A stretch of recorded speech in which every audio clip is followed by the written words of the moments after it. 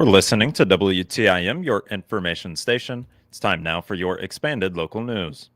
People's Bank and Trust in Pana showed its appreciation to its many consumer and business customers and the wider community at a cookout yesterday in the late afternoon. It took place at the bank's walk-in branch in Pana on a beautiful but cool day. Visitors could enjoy food and enter raffles for a variety of fun prizes. Ashley Basso is a business banking vice president and was among the staff members that were assisting with the cookout. She was pleased with the turnout, especially considering the timing and the cooler weather. Oh, it's actually been great. We've had a lot of people kind of coming in waves. In years past, we've been really blessed with great weather and a little earlier in the year when we have our community appreciation. And this year, it's a little bit chilly. It's getting a little bit dark, and we haven't had as many people stick around and eat their food at the tables. But we've had some people go back to their vehicle. So they're still celebrating a picnic. They're just doing it from their vehicle because the weather's just a little bit chilly.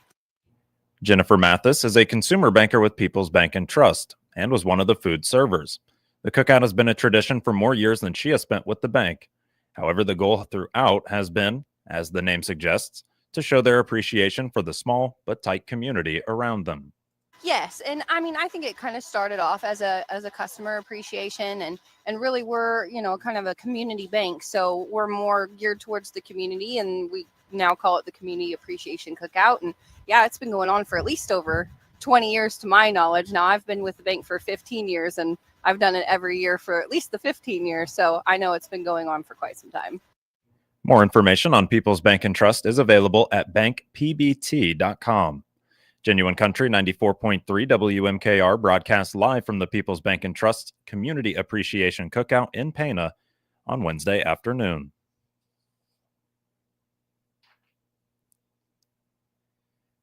The Sangamon County Sheriff's Office is teaming up with State Representative Mike Coffey and the Drug Enforcement Administration for National Prescription Drug Take-Back Day this Saturday.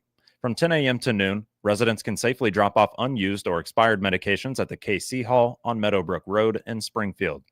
Sheriff Paula Crouch says unused or expired medications can pose hidden dangers in homes and that events like this help prevent misuse or accidental ingestion.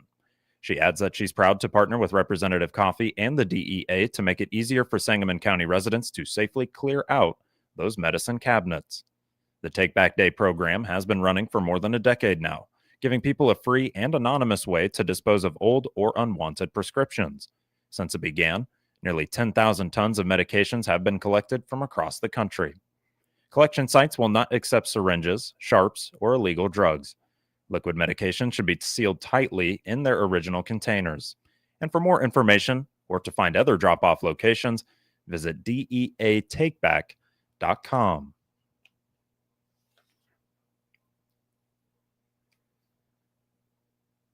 The Taylorville Police Department has made significant strides in many areas in the last month. New technology has been deployed to help detect vehicles and people of interest entering and leaving the city. The department has also enacted a change in protocol regarding traffic stops, which is expected to reduce risk overall. In addition, there continues to be great progress in helping those with drug addictions recover and return to living more normal lives. Police Chief Dwayne Wheeler led the effort to see so-called flock cameras installed on the roads into and out of Taylorville. Not only do these cameras monitor the roadways, but officials can input details of vehicles of interest. The cameras can then alert officials when they detect one of those vehicles.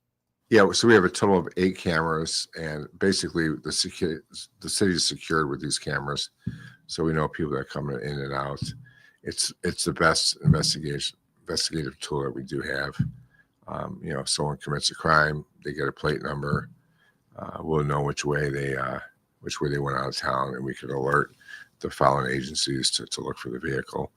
If we have a description of the vehicle, we could, in a time frame, we could look through the cameras and see if we could see the vehicle, and then get the plate, and then go after them from there. So every entrance is covered, and we're glad that they're all installed and up and running. There's thousands of cars that it hits on a day, and we don't look at the plate. Now, it will hit on a stolen car. If you're driving a stolen car, it'll alert us that a stolen car just came into town, or if you have a warrant for your arrest, it'll alert us on that. The Taylorville Police Department is also taking action to address so-called First Amendment auditors at traffic stops. These are people who attempt to record audio or video of police activity. In Taylorville, the new protocol is to simply mail the ticket to the person in question. Well, we've been seeing a lot more of the First Amendment auditors and sovereign citizens where they don't want to give you a license, they don't want to give their insurance, and it's unconstitutional. And I train my men and women to, don't debate with these sovereign citizens.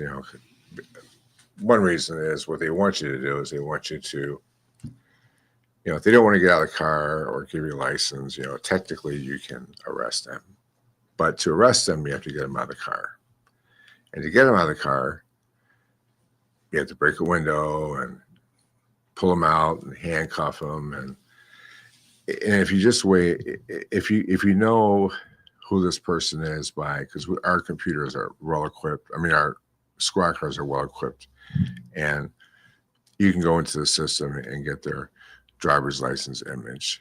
And if it matches a person, who's driving, just mail them a ticket. Chief Wheeler goes on to say that this new plan should save officers and the department as a whole from lawsuits or other negative repercussions stemming from excessive actions that they may otherwise have to take. The department continues to celebrate recoveries from drug addiction through its Safe Passage program. Chief Wheeler credits the many parties that are involved in every instance in which someone gets back to and on their feet following addiction. We've tried for the last 4 years, and it's it has a lot to do also with recovery. Our recovery community is so strong, and Judge Paisley and his whole drug team does a fantastic job, and the success rate is getting higher. And the ones in recovery today, I'm very close to most of the recovering addicts here in town, and they're just doing it. They're taking it one day at a time, and they're. I enjoy talking to them. They stop by the station and say hi, and it's just great that they don't have to keep looking over their shoulder anymore. And what happens is just a snowball effect where their friends see that, hey, I used to go out and do drugs with this individual, and now look at him. He's got a job. He's got his kids back. He's got a car. He's got a house. And they want that. One of TPD's biggest annual community events is coming up quickly. The Monster Bash is set for Monday, October 27th from 4:30 to 6:30 p.m. And in similar ways to years past, it will feature costumes, games, candy, and much more. We got the Halloween Bash coming up this month, and that's second to the largest community policing program we have each year. It's a lot of fun. Kids come out, and whoever's listening, have your kids, grandkids come out. We have tons of candy, tons of food, a lot of things to do. It's at the fire department, and just everyone knows about it. But like I said, it is the second largest event. The first one is always, National Night Out. But TPD in general does a lot for the city when it comes to community policing. More information on the Taylorville Police Department is available at taylorville.net/police department. Police Chief Dwayne Wheeler appeared as a guest on the WTIM Morning Show.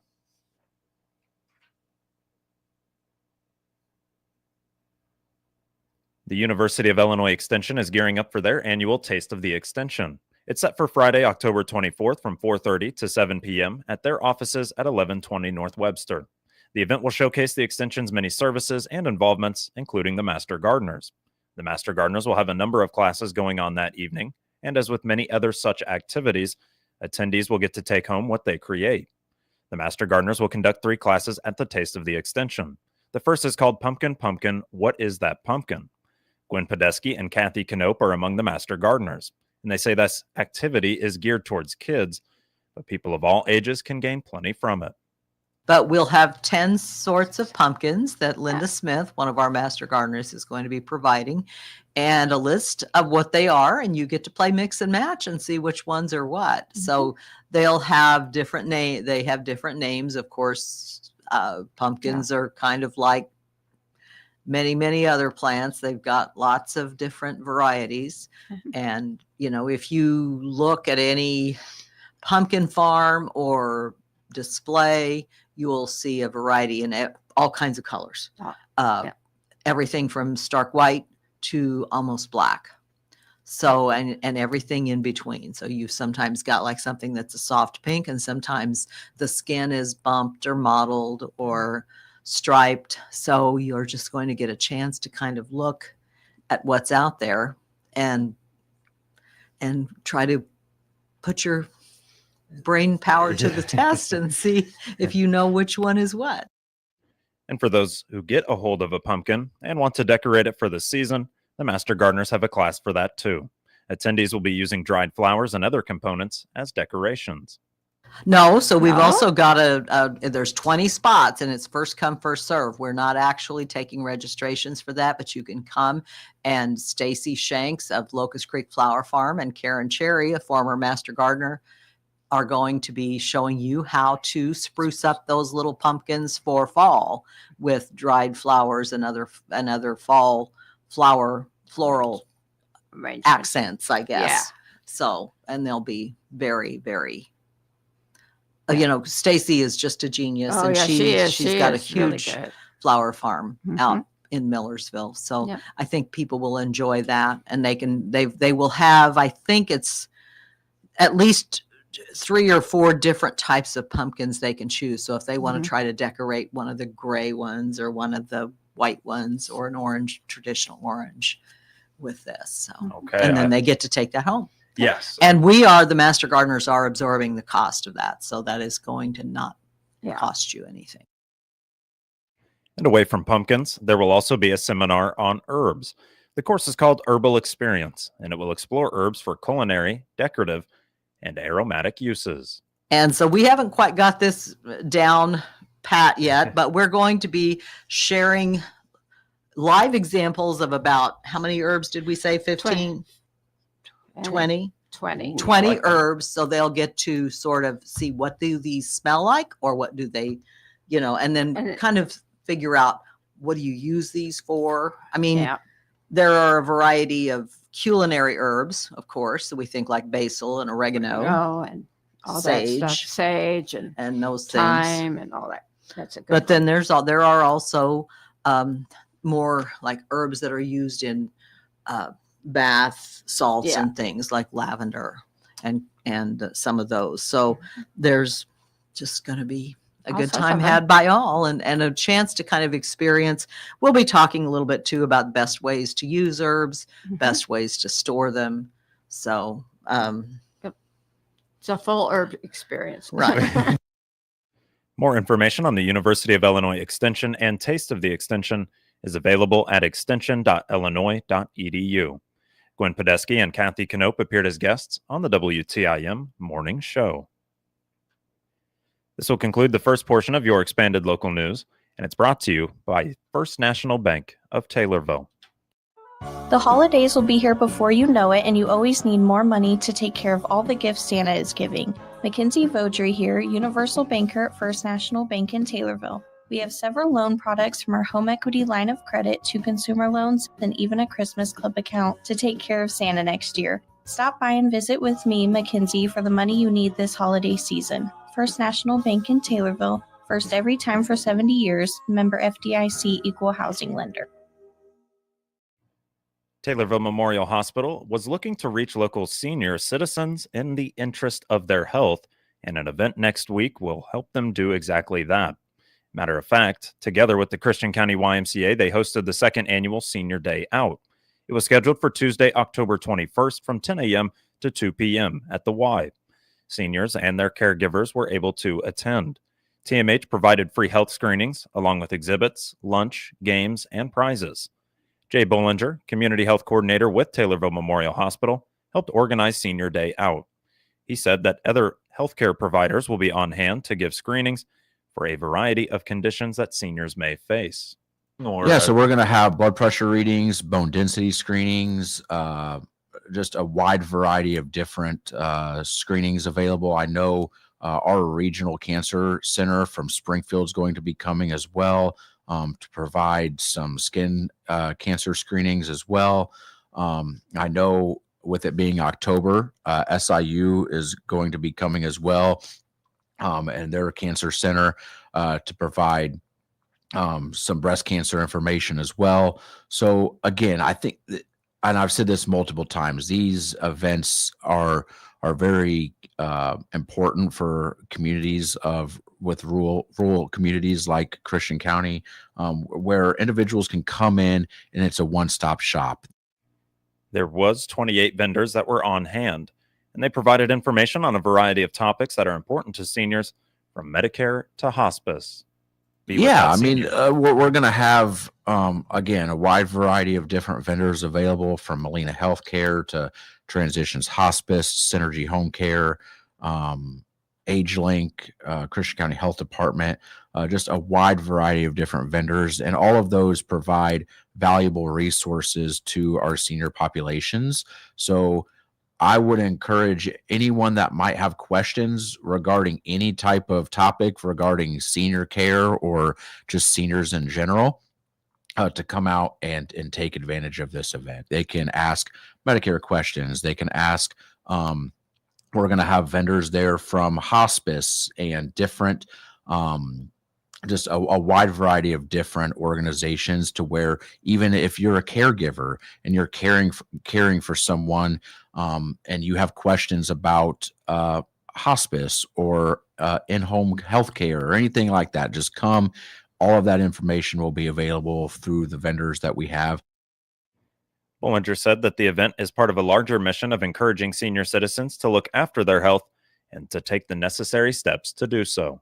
You know, and it's more of a know your numbers thing. We really want to just promote health and wellness and knowing your numbers, and the importance of staying on top of your health and having a primary care physician and going and regularly seeing that primary care physician, making sure that you're scheduling your appointments in a timely manner, and getting those questions answered that you have.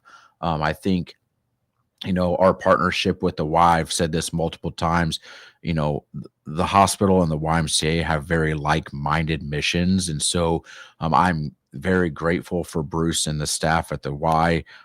Every time I call him with an idea, he says yes. And I love that he has trusted me enough and the health system enough to allow us to build this partnership. Jay Bollinger would go on to appear as a guest on the WTIM morning show. This will conclude the second portion of your expanded local news. Moving now to obituaries, which can be found at TaylorvilleDailyNews.com and are brought to you by Sutton Memorial Home. This is Chad Sparks. When a loved one passes, grieving family members and friends often are confronted with dozens of decisions about the funeral arrangements. Sutton Memorial Homes in Taylorville and Nokomis have been helping families in the area for over 55 years with these often difficult decisions. They offer pre-planning, traditional funerals, and cremation. Austin and the staff at Sutton Memorial Homes' goal is to make your family's transition easier in their time of need. Sutton Memorial Homes, where caring is what they do best. 67-year-old Deborah Sue Heckwine of Taylorville died on October 20th. Visitation is today, October 23rd, from 5 to 7 p.m. at Sutton Memorial Home in Taylorville. Graveside service will be tomorrow, October 24th at 11 a.m. at Oak Hill Cemetery in Taylorville. Funeral arrangements are being handled by Sutton Memorial Home in Taylorville. 42-year-old Stephanie Michelle Colonius of Taylorville died on October 18th. Visitation is October 24th from 11 a.m. to 12 p.m. at Trinity Lutheran Church in Taylorville. Memorial service will be on October 24th at 12 p.m. at Trinity Lutheran Church in Taylorville. Cremation rights have been accorded, and funeral arrangements are being handled by McClure Funeral Home and Cremation Services in Taylorville. 89-year-old Carl Durbin of Morrisonville died on October 17th. Visitation is October 25th from 10 a.m. to 11 a.m. at Asali Funeral Home in Morrisonville. A graveside service will be on October 25th at 11 a.m. at St. Maurice Cemetery in Morrisonville. Interment will be at St. Maurice Cemetery. Funeral arrangements are being handled by Asali Funeral Home in Morrisonville. And 86-year-old Sue Segrist Wilson of Taylorville died on October 16th. Visitation was October 22nd from 5 to 7 p.m. at Sutton Memorial Home in Taylorville, with funeral service being today, October 23rd at 10 a.m. at Sutton Memorial Home. Burial will be at Oak Hill Cemetery. Funeral arrangements are being handled by Sutton Memorial Home in Taylorville. Get details on these and other local news stories at TaylorvilleDailyNews.com or hear them every hour on WTIM. WTIM is your only local news radio.